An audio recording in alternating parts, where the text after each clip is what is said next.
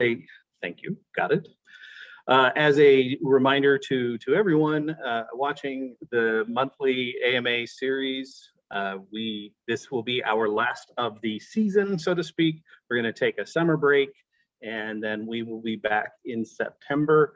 I won't say who we'll have, but it will be a very, very special guest who just published a really interesting book, and I think you'll all enjoy hearing from our guest in September. Other thing, I normally say keep your audio muted and ask your questions via chat. I think with the folks today, do keep your audio muted, but then if you do have a question, just use a hand raise or whatever and pipe up and let's make it conversational. So a couple, I'll call it Forge plugs, since we are putting this together. The first is that what was known as Forge at UA, it will be rebranded and called Forge Student Venture Pathways. We'll be kind of rolling some of those things out this summer and into the fall. Paul Valdez there leads the Forge Student Venture Pathways.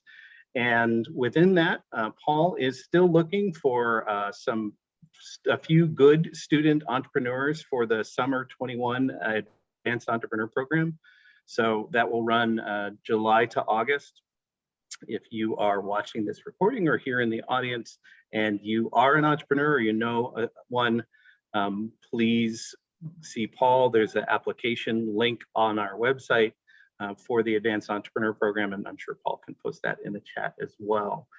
The other plug I will put in is maybe less common. So we run Forge Ahead, which is the pre-accelerator. It's our resident program. I try to keep that number low because of the fact that it is so intensive of my time and the one-on-one element of it. But I am going to open it up for 2 to 3 spots. And included in that, it's a 1-year residency. And I'm gonna do a little live action here. And it will be in this space. Directly behind me. You'll sit here. I see Chuck just joined us. Chuck sits at one of those seats. Let's see, right about there. And you be sitting there along with Chuck and Jeremy and a number of other founders. And as you may recall, Forge Ahead is really that pre-accelerator that's focused on companies who are post-incubation or beyond the value, but are looking for scale, trying to find capital to grow and launch and need that little extra push or help and a place maybe to work from and mentors. We will also have 2 new executives in residence for the coming year. I look forward to introducing them once that's official. And obviously with the fall, we'll have students back in this space. So everyone is welcome to come down and visit and see the space and get to know us. All right, that's enough of the paying the bills part. Let's have some fun. So my guest today, and I'm gonna switch my view so that I can see you, Matt. So my guest today is Matt Van Horn. You all should have seen his description, his background, and all of his past. I will leave it to you for that part because we'll actually dive into some of those experiences and hear exactly where and how they came into his career, his journey, if you will, as an entrepreneur, which, like any good journey, this is just one point along the way. And I really want to hear a little bit more about what comes next. But Matt, I want to go way back because I know you had the entrepreneurial phenotype from the beginning, and you did something called the Hollywood Stock Exchange. Can you talk a little bit about what that was? How old were you, and what did that entail?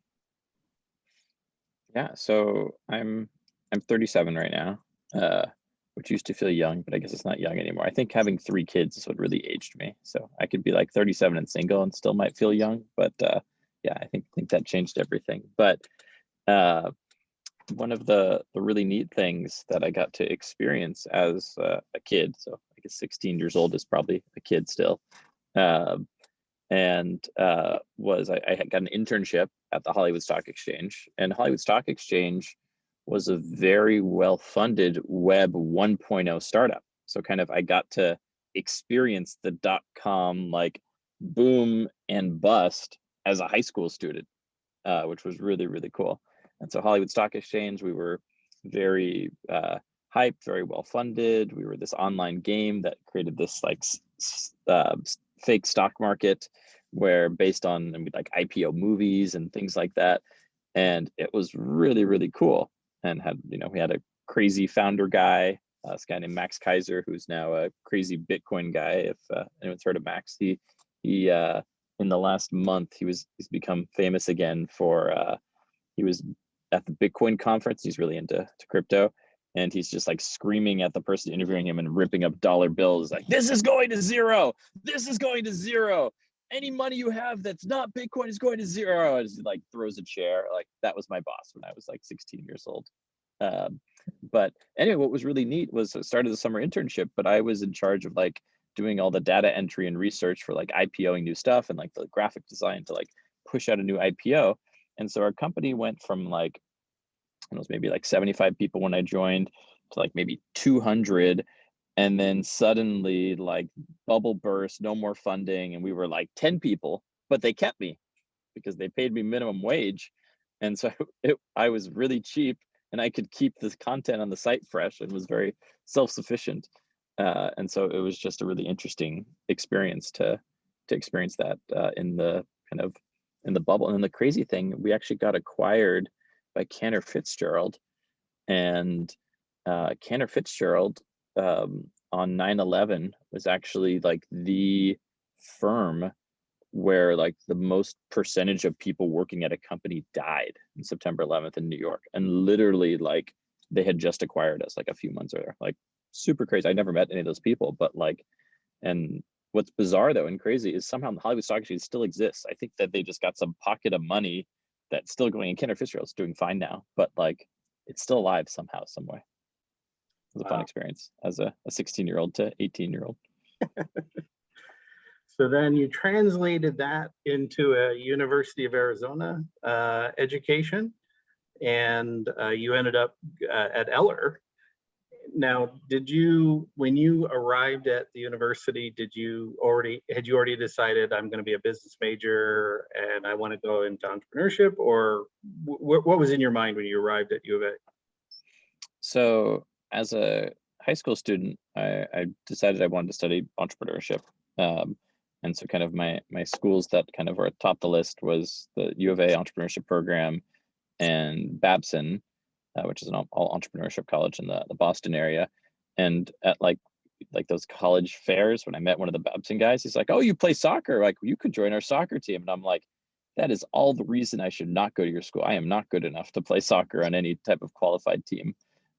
And so U of A was my favorite and first choice. And I actually visited in high school, and I met up with the dean, Mark Zupan at the time. And I was like, "Hi, I'm coming to your school. Can you pre-admit me to your entrepreneurship program, which is something you apply for as a junior for your senior year?" And he's like, "No, that's not how it works." I'm like, "But I'm coming to your school for this. You can't like wink, wink, nudge, nudge, like say, hey, we're going to let you in." And he's like, "No." And then fast forward my junior year. So my grades weren't that good. I don't know, a B student mostly at U of A. And I applied to the entrepreneurship program, and I was doing interesting things. I was involved in student government. I ran for student vice president. I lost, for the record, so I wasn't that great. But was super involved with. I started like a newsletter on campus for sporting stuff called the Zona Screw. Was president of my fraternity. Blah blah blah. I was super involved. I worked at Apple for 4 years in college, so I did a lot of interesting Apple marketing stuff. Anyway, so I don't get into the entrepreneurship program, but two of my friends did, and so I was like, you know what? I'm just going to show up to orientation, and so I literally like broke all the rules and just showed up at entrepreneurship orientation, even though I was not accepted, and that first day is when you form your team. And like, I saw there was like one engineer in the room. I was like, yes, you are on my team. Like, thank you, welcome, Wei. And my team elected me like the GM of the group. And then afterwards, I walked up to Jim Jindrick and Joanne Master and was like, hi, sorry for just showing up. Can you let me in? Look, my team likes me. And they're like, are you going to work really hard? I'm like, yes, I will. And they let me in, which was great. So Awesome. I kind of got rejected twice in a sense, because in high school I asked, and then when I actually applied, I didn't get in. So. Well, Joanne tells me it was a great decision. So I think it's wonderful that you did find your way in. But my guess is that it wouldn't have entirely mattered, in terms of your own DNA and what drives you, whether you formally got a degree in entrepreneurship or you just were able to participate in different things. Because as I understand it, so you had your new venture development, you guys did, was that Mac Band? No, it was Stringo. It was an Stringo. omega-3 seed, like, so chia seeds. This is before chia seeds were in all your Whole Food stores. We were going to be the first to bring chia to market. Okay. We clearly failed. Someone else did. It wasn't us. Would you invest in that today? Back then I would have, because clearly it worked out. There's chia everywhere. Like, you can't go to a fancy brunch place without chia pudding. Can't go to a fancy supermarket without tons of expensive chia.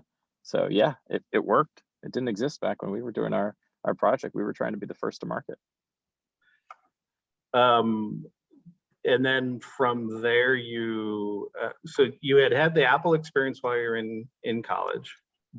You'd done Stringo as part of your new venture development, and then you left. And now tell me, how you have Digg and Zimride. Which happened first? How did that transpire for you? So in college, my best friend and I, we were actually planning a Cuba trip for fun, and my mom interjected, and she's like, it's not safe, it's illegal. I was like, no, I found a way. We found this way. If you're a journalist and doing things for the Jewish community, I'm Jewish, and so yeah, I totally found my thing. So I was gonna like have my journalist credentials through my Jewish fraternity. Then we were gonna like raise money for the Jewish community of Cuba. Like, I had a whole brilliant plan because you weren't allowed to go at all back then. And my mom was like, absolutely not. I'm like, okay, well, what are you proposing, Mom? And she bribed me. She said she would pay for my flight, because I was paying for the whole Cuba trip. She said she would pay for my flight to visit my dad in South Africa, who was working out there for the summer. And so I was like, all right, fine. So we moved the whole trip to Southern Africa, and my best friend Logan and I, we were backpacking South Africa, Namibia, Botswana, Zambia, Zimbabwe, and camping every night. And in Zimbabwe, we realized that the economy was so bad that no one was riding a car unless every seat was filled and everyone was paying gas money. And if we look at cars in the United States, it's like, there's 4 empty seats, 3 empty seats. There's so many empty seats, it's super inefficient. And so we said, how do we create software around filling empty seats in cars and launch that in the United States? And so we called it Zimride. And my best friend Logan has been a real transportation geek his whole life, and we were chugging along, and it was his baby, and I was along for the ride. Get it? Along for the ride. And so I was like, all right, now we need to go raise money and like decide if I have to go like get a real job thing, or if this thing is actually like fundable. And so we start pitching investors and sending cold emails and Facebook messages, and people pretty much laughed at us. They were like, you kids didn't go to Stanford, you didn't work at Google, you're not cash flow positive. Like, who the heck are you? And I remember there was this one guy who sent us an email, and he was like, hello, I am a director at eBay, and I would love to fund Zimride. And like, Logan, I looked at you like, feels like a scam. Like, why would this guy like want to invest in us? Like, no one else wants to. And so I remember we met him at a public place. It was a Togo's in Fremont, and turns out he was legit, and he really loved the idea of carpooling and software on that. And so he wrote us a check. Anyway, the punchline of Zimride, by the way, is that it became Lyft, the transportation company. And so that guy, that like shady guy, that the shady email, the guy wasn't shady. So once we met him, he was fine. The shady email met the guy. Sean Argawal did very, very well off of his first investment in Zimride / Lyft, and is still on the board today, and has also taken companies public. He's no longer a director. He's now a CFO and taken, I believe, 2 companies public, and he's incredible. And so, if you get a sketchy email, just meet at a public place, and it might be okay. Maybe is the lesson there. But anyway, back then, other than Sean, like, we couldn't find anyone to fund us, and so I said to Logan, I was like, hey, I want to go learn from other entrepreneurs before doing something crazy again, because clearly we're outsiders. Like, we don't belong in this Silicon Valley thing. Like, we didn't work at Google, we didn't go to Stanford. So like, I want to figure out how this thing works, this world works. And so I then made a list of my top favorite companies and startups at the time. There was a startup called Digg in San Francisco, which, if you think of how cool Reddit is today, back then we were like Reddit, but way cooler. Obviously, Digg doesn't exist and Reddit does, so we lost and failed. But at the time, we were pretty awesome. And so the founder of Digg was just on the cover of Business Week, and it was like backwards baseball cap. It's like how this kid made $50 million in 18 months or something like that on headline wise. And Kevin was pretty famous from Tech TV. I was a nerd, so I loved Tech TV. And I pretty much stalked him and the CEO until they would take a meeting with me and shake my hand and try and let me in the door. And then eventually I met Jay, the CEO, and I was like, hi, I have to work for you. Please let me anything. I'll do anything. And then they gave me an offer. They paid me 40 grand a year. My title was marketing assistant. And I was like, you're going to pay me? Like, what is wrong with you? Like, why? I'm not worth 40 grand. Like, what? There's no way. And and then there I just tried to be a sponge, learn as much as possible. If anyone had an odd task, chore, thing, I said yes to everything. Tried to, tag along for any interesting meeting people would let me in. And while there, my titles, I started in marketing, but I started to really like partnerships. And so the VP of business development, Bob, would give me all of his like crappy projects. And then I would I kind of saw it as like I had my day job, which was like my 9 to 5 marketing job. And then my like before 9 and after like a 5 to 10 job was to do partnerships and business development. And I had a blast and had so much fun there over 3 years, just trying to learn as much as possible. So 2 lessons I've already taken down. One is take every meeting, maybe, as you said, with the caveat of in a safe or public space, just, usual stranger danger rules apply, but take every meeting because you just never know. And the second is don't say no to anything. Look at those opportunities to take on new roles or new responsibilities, because it may open a completely new door, new perspective for you that you wouldn't have had if you had said, no, I need to have a very clear job description and I can only do these things. And something tells me that that's not your nature. From going through both the experience of Zimride and how you were looking to solve a real problem to, kind of creating within the white space this role at Digg. So where do you go next on your path? It's path, isn't it? Hey, you got in along for the ride. It was only fair. What was the path chapter for you? How did that go? Yeah, so something weird started happening. People started recruiting me for jobs, and I'm like, why? Like, I went to U of A, like I Like sorry, I have to throw some U of A jokes in there sometimes. Like why? Like this marketing assistant person and like went to U of A, like why would you give me jobs? And like one company offered me like a VP role. I'm just like what? Like that doesn't make any sense. And like, salaries above 100 grand. I'm like, what? Like this is no, like I certainly don't deserve that and don't understand. But anyway, so I started kind of accidentally was on the market, and started talking to a few different companies that were recruiting me.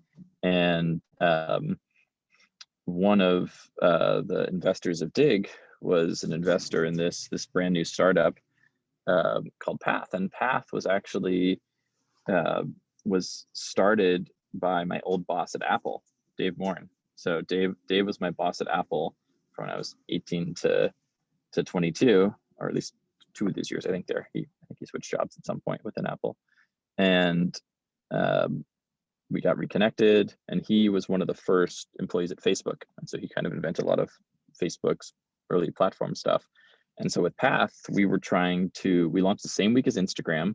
We were the better, well-funded, higher quality team to Instagram, except we chose private and they chose public. And it was a journey. And so anyway, so my title was the VP of business at Path, and it was pretty much to be the right-hand person of Dave and help him scale and do crazy things. And yeah, we had a wild ride there. Everything from, we had at some point we ended up having a acquisition offer from Google to buy the company for $100 million, when our team was like the founders and maybe like 5 or 6 people in Sean Fanning's apartment, and we had 0 customers, 0 users, 0 revenue. We hadn't even launched the product yet, and we ended up turning down a $100 million offer from Google.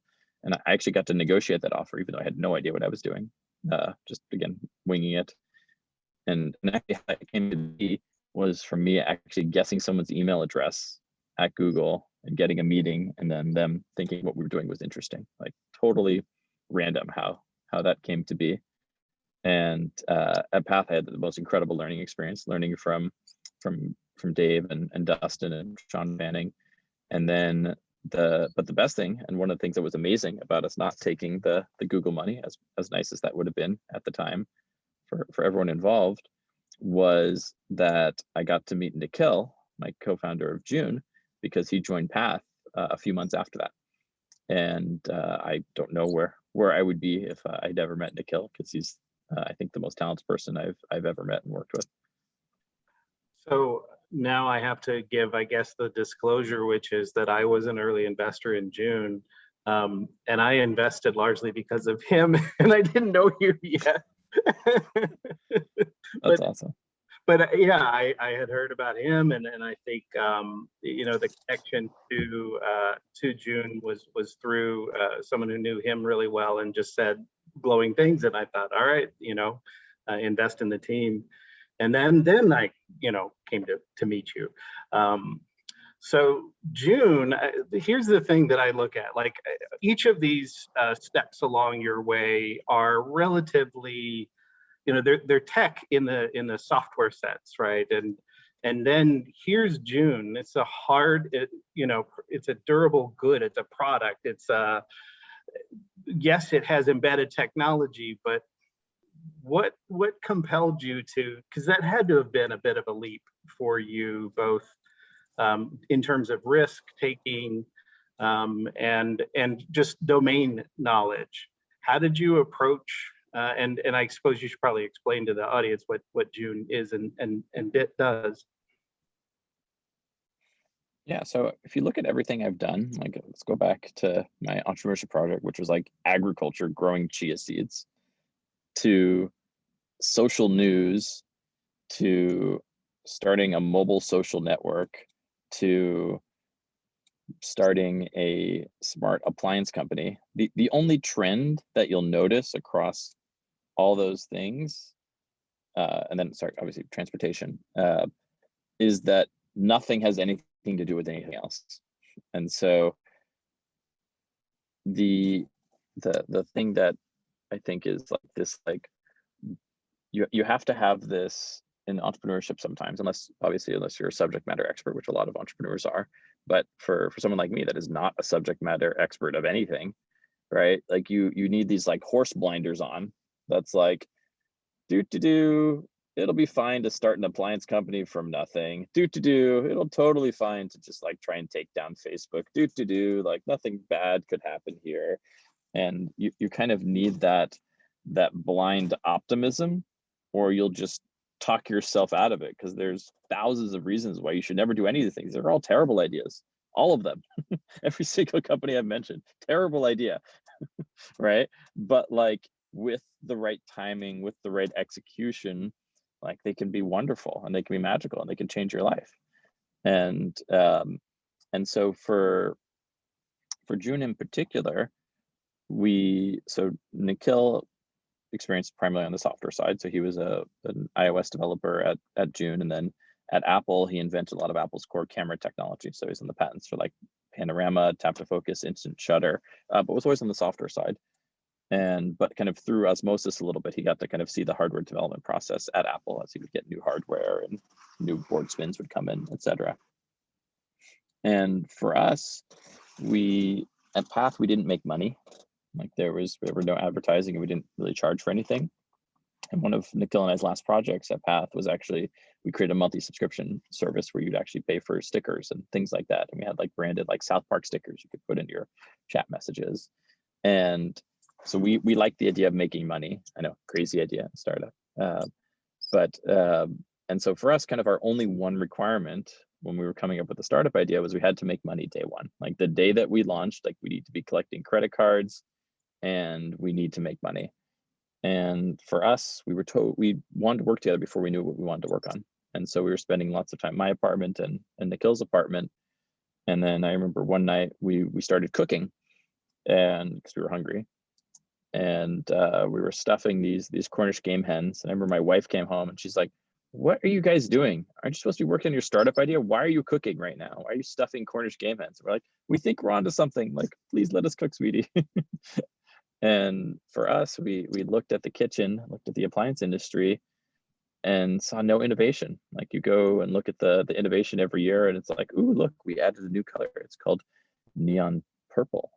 Do you like it?" And it's like, "Oh, yeah, sure, I like neon purple." But like, what about technology? What about AI? What about software? What about a great user experience? And so we didn't see anything that interesting. And so we said, why not us?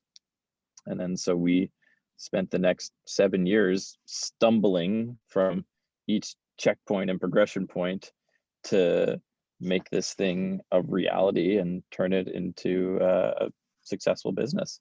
And it's been a journey. So you touched on this idea that, well, as you put it, there are no good ideas; they're all bad ideas, or in the funny sense. I know you're. I was talking about all the companies I've worked at. It's not the idea is bad, just like the audacity to start all of those ideas is terrible. Like it's a bad decision. but was this not the one that you heard the most from people on in asking? Especially, you just said 7 years. I mean, were there not those moments in those 7 years where even you started to question, is this the right thing, or were you just happy with what you were working on and didn't care about those concerns? It's an interesting question. I think the founder ego is pretty strong. All right. So like, and that just like adrenaline of like, this thing doesn't exist yet, it has to exist. But then there's like the things that like the blows to the head. I don't know much about boxing or UFC, but I'll try using that analogy, right?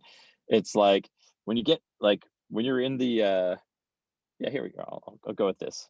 When you know that like thing, I don't know what it's called, the weight check or something before the fight, when like you get into like your opponent's face and you're just like, yeah, like you're not allowed to throw a punch, but you're just like getting in there and you're just like hyped and like so excited, right? Like the entrepreneur like at energy is that until you're actually in the ring and you actually get knocked down, and are you going to get up again type of thing, right? And so and like where that happens. So that like that blind optimism can go a long way, especially if you have funding, right? Like we were very fortunate, and we were able to raise a $7 million round right out the gate off of a keynote presentation. So we had $7 million to like make enough progress to get to the next thing. And so with that 7 million, we were able to get to functioning early versions of the product where we were able to recognize most commonly cooked foods and cook them perfectly. And so we ended up demoing on stage at the Wall Street Journal conference. We were able to do our launch and pre-orders. But an example of times when you get knocked down, I remember there was this moment when we were raising our next round of funding, so our Series A, and conversations were going okay so far at this point. And our biggest investor, Foundry Group, had committed to investing 5 more million, and the next they wrote 5 million into the seed round. They committed to writing 5 more into the next round. And there was this moment, I forget how big our team was, maybe 20 people, and we just started the fundraising process, and like we didn't have any term sheets yet, but that was okay. And I called Jason up, who was our partner, and I was like, hey, just looking at payroll over the next few months, like I might have to call you for that 5 million before the term sheet comes in. Like, that's cool, right? You said you're in for 5 million. And Jason was like, no. I'm like, what? You told me you're in for 5 million. And he's like, I am. I love this product. I love this company, but I'm not going to give you a bridge to nowhere. I'm like, what do you mean? He's like, I can't be the only investor in this next round. Like, you need to go get other investors to write big checks and turn this into a big round, because hardware is hard, hardware is expensive. And I was like, so I might not be able to make payroll in 2 months. He's like, yes, you might not be able to make payroll in 2 months. I'm like, oh crap, right? So that counts as like a big blow to the face and like knock down to the floor. And it's like, all right, I need to go find money. And so, that moment has probably happened to me 50 times in the last 7 years. And so I think every time you get knocked down, that your blinders come off a little bit. And so you get to become more of a realist, for better or worse. And kind of that blinder to realist ratio is like a very important part of the journey, I would say. But I've never said any of this before. I'm making this up on the spot. Well, and I think Foundry Group, it also speaks very highly of you and where you were, because they are phenomenal, and they choose very well. So that says a lot that they were behind you. And I love the tough love that they gave you to say, no, you're going to need to, go out and create the rest of this. It isn't a not blank check, but it's not a check with those strings. It is something that you have to prove that there's something there first. Would you say that in some ways Jason did you a massive favor in helping you move your business along? I don't know if that one was necessarily a favor, but Jason definitely has done hundreds of things. Like, I would not be here today with any type of like success story with June if not for Jason. So there are hundreds of things I could thank him for. And Brad from Foundry and Lior from Eclipse. Yeah, and I think it's they're just a great group. So I'm looking at, so we've got a number of folks who are either current or recent students, and I always like to ask, what advice would you give to the students in the room, particularly those who are themselves either current or aspiring entrepreneurs? What's general advice for them? Yeah, what would you, especially given that you've been through a journey and you came out of the university, and certainly one can't say you had a linear path, but what would you advise these students who are maybe either looking at graduation in the next few years or just came out? Yeah, so I'll kind of make two.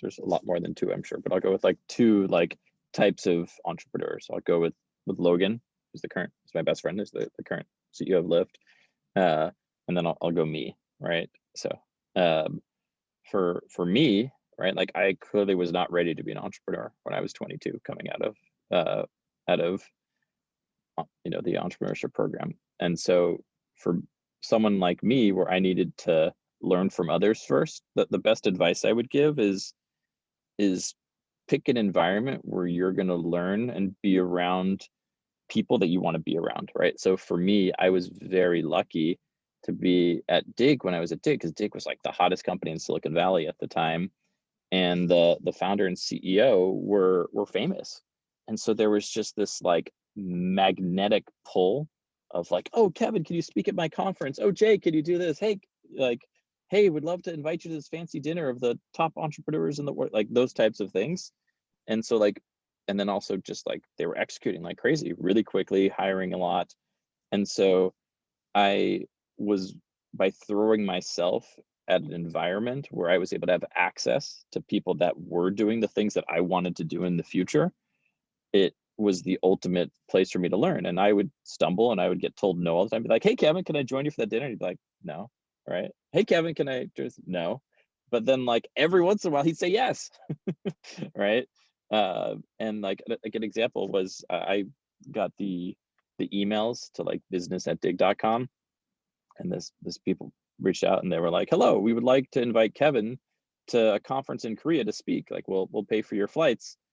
And I was like, well, Kevin can't make it, but I can. And like, I didn't ask anyone's permission. I've never spoken before in my life. And I just did it and said yes. And then I was like, I told my boss, I was like, oh, heads up, I'm speaking at a conference in Korea in a few weeks. They're like, what? You're not media trained? I'm like, I guess you have to media train me. Like, and so, I think that the best advice is like, throw yourself at people you want to be like down the road, and figure out how you get that access. Like when you join the company, just like say to the CEO, like, I want to have dinner with you every 2 months, like negotiate that in your offer, like that sort of thing, to try and like get that access and get those learnings. And then the second thing is, and I know like hustle culture isn't cool anymore.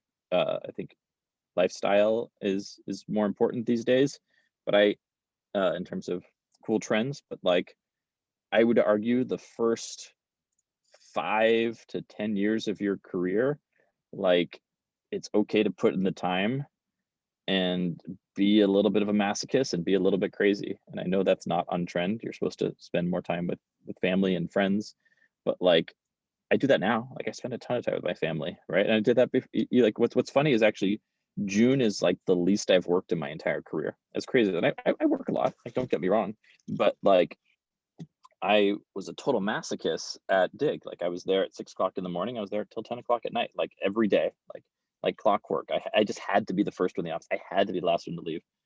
At June, I've cared about that 0 times, right? But if a 22-year-old were to do that around me, like that might impress me, sort of thing. Or someone, in the first 5 years of their career. And so that's like advice for if you want a path that entrepreneur path similar to mine, where I got to learn from people first before doing the crazy thing. And then the opposite is Logan. Logan's like, I don't need any relevant experience. Like I have one idea and I'm going to dedicate my life to this, and it's my passion. And he, like I said, he was a transportation geek. He was like 22 years old on the board of like the Santa Barbara Transportation Board with like all these like old people that like actually like run for public office and stuff. And he was like the green kid. He started a party on campus that was around like transportation and things like that and environmental blah blah blah. And so like it was his baby from the beginning to do something in the transportation space, and he just stuck it out and was miserable and had no funding. I want to say, other than Sean's investment, it was maybe like 3.5 years from when I left Zimride to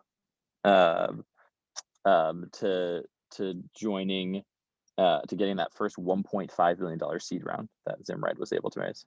No, he was not involved in Bill's bus, but I've been on Bill's bus. Well, that was a good segue. If anybody has a question, feel free to unmute and pop in. We've got a small enough audience, we can manage that. I have a quick question on, I'm currently going into my sophomore year, and, you talk about you stumbled upon this idea, right, when you were cooking, and you kind of thought about, how could I turn this into something like, turn this into a business proposition. And I'm kind of like thinking about that right now, like going through my life, like looking at things and like looking at how I can see problems and then find how I can maybe make an idea out of that problem. And, it's kind of like that entrepreneurial mindset, but, is that something you had to develop over time, or do you think that's something you're born with, or, what's your opinion on that? I mean, I think in general, ideas are worth nothing and execution's everything. And so you can find ideas anywhere from anyone, right? And so, I remember there was this time when we were desperately trying to come up with that first business idea. I remember my wife and I, we did a China Mongolia trip by ourselves, pre-kids.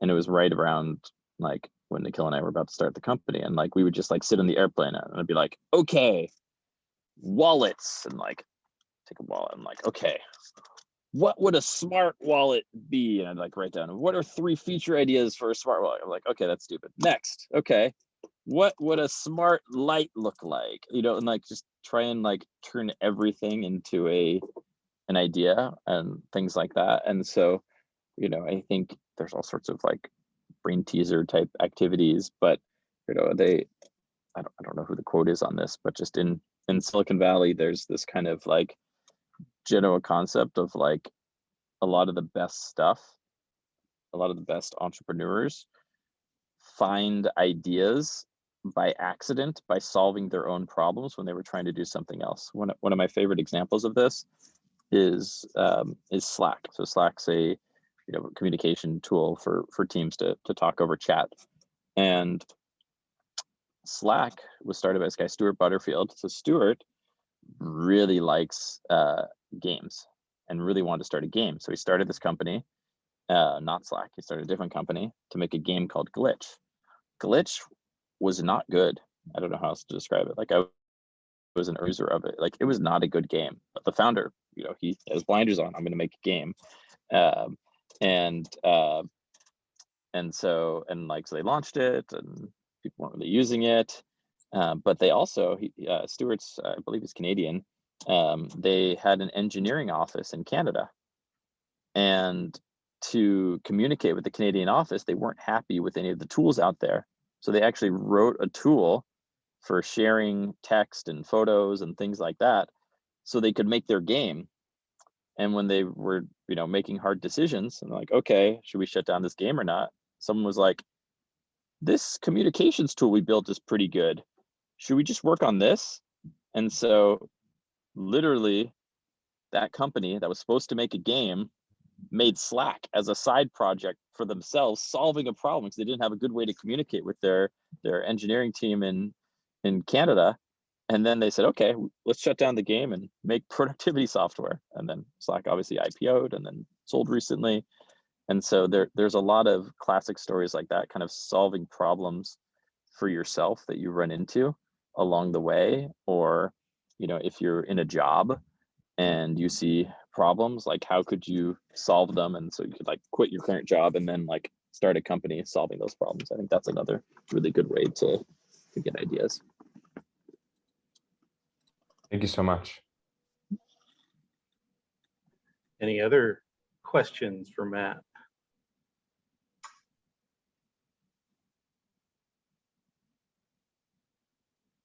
While people are thinking, Matt, so you're now the president of the June division at Weber Grills.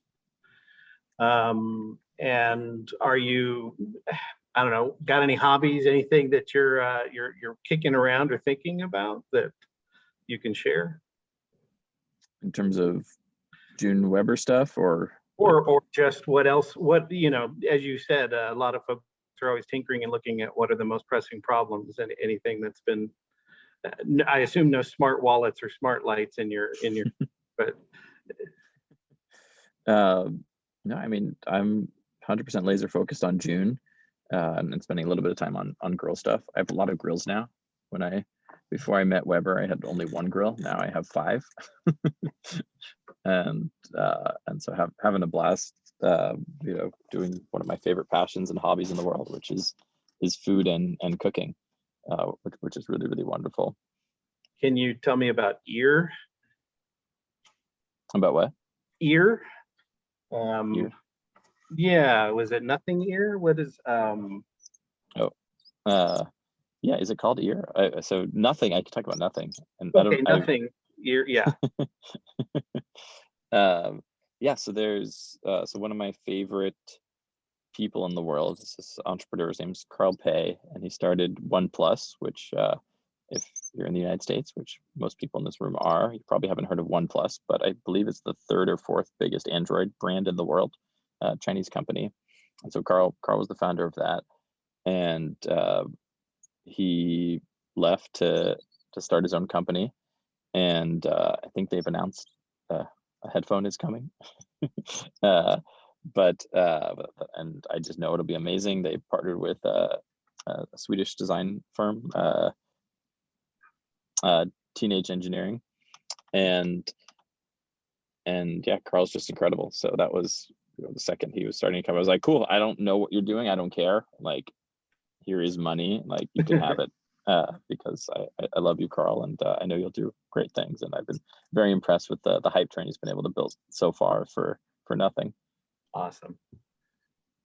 Sorry, I don't mean to be cyber stalking you, Matt. I do my homework, man. I find out about these things. That's great. Yeah, I'm sure I retweeted something once. So good job. Anyone else? Actually, I have another question, Matt. About, so you're saying getting like involved in Digg and with Zimride, and in the beginning, after you left U of A, what was like, how did you kind of find your way into Silicon Valley, like after leaving Zimride and going to Digg, and how did you kind of get in contact with all of these different people in the kind of entrepreneurship world? Yeah, so I knew no one at all. I had no connections at all. So I think one key thing is like, pick the most, like, for the space you're interested in, pick the most important city for that. Like back in 2006, 2007, when I was starting, like San Francisco was that epicenter, like the Bay Area, Palo Alto was. It's a little more distributed now. So like certain types of startups, New York might be the place, or LA or Miami. But back then it was San Francisco. And I knew that Digg was my favorite, and I wasn't living in San Francisco. Like, my parents were in LA. My now wife was in law school in Davis, which is, I don't know, 2 hours from San Francisco. And so I was like a bum between her place and my parents right after graduation. And I knew that they were going to do a live Diggnation, like their kind of video podcast, at Macworld 2007. So this is January 2007. And I was like, all right, this is my chance. I'm just going to go to Macworld, and I'm going to walk up to Kevin Rose, and I'm going to beg him for a job.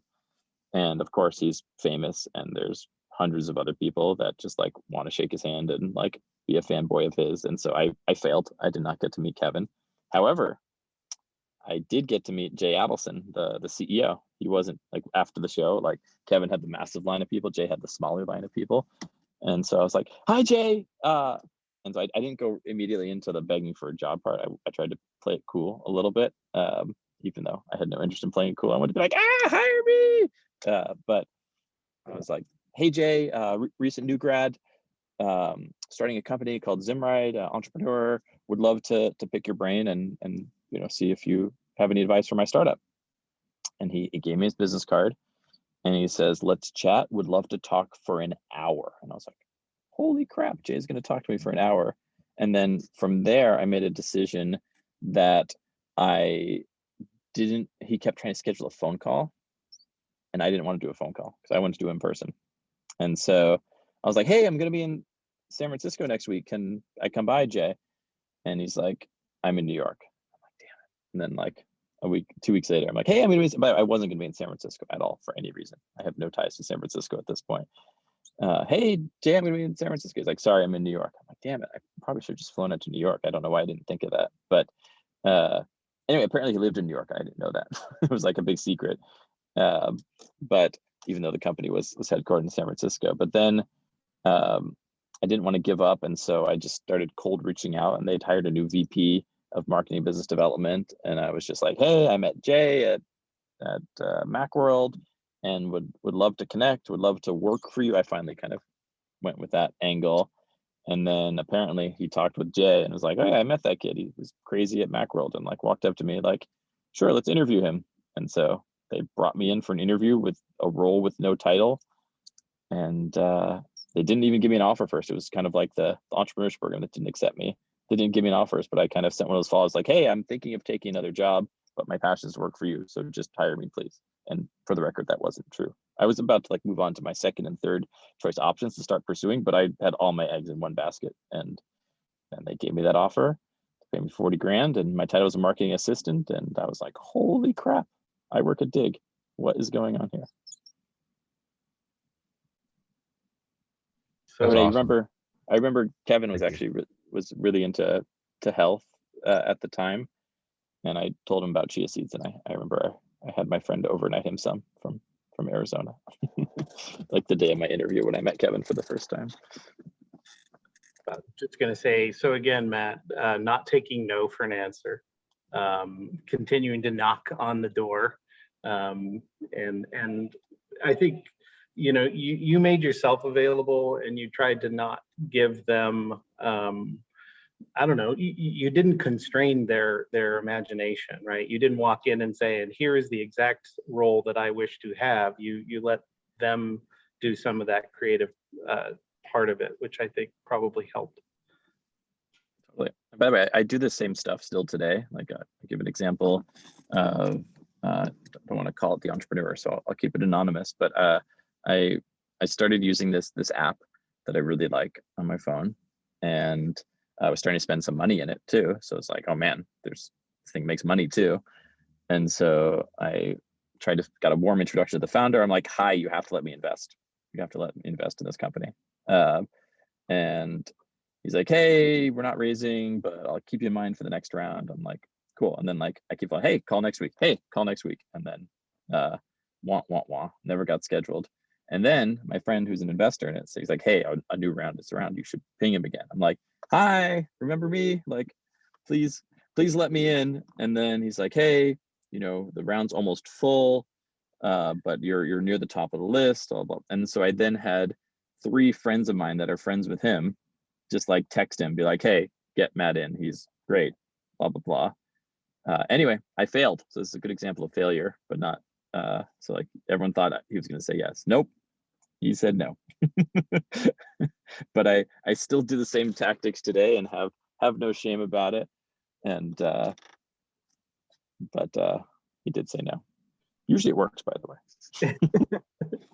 Well, you know, I think if there's a take-home message as an entrepreneur, it's that you will hear no a lot, and what you do with it is what defines, I think, a lot about yourself and your future. Matt, you've been immensely successful at not hearing the word no, just hearing not now and figuring out a new way to go about it. And I really appreciate you taking the time to sit down with us today and chat a bit about your background and share that for all of the entrepreneurs in our network. And certainly hope we can call on you down the road to maybe talk some more with some of our maybe the current students and give them a sense of sort of what the world, what lays ahead for them, and maybe to encourage them to be ambitious and not take no for an answer. Awesome. Well, thanks so much, Matt, and everybody, and wish Thanks you everyone all for coming. a wonderful day. Awesome. Thank you. Bye-bye.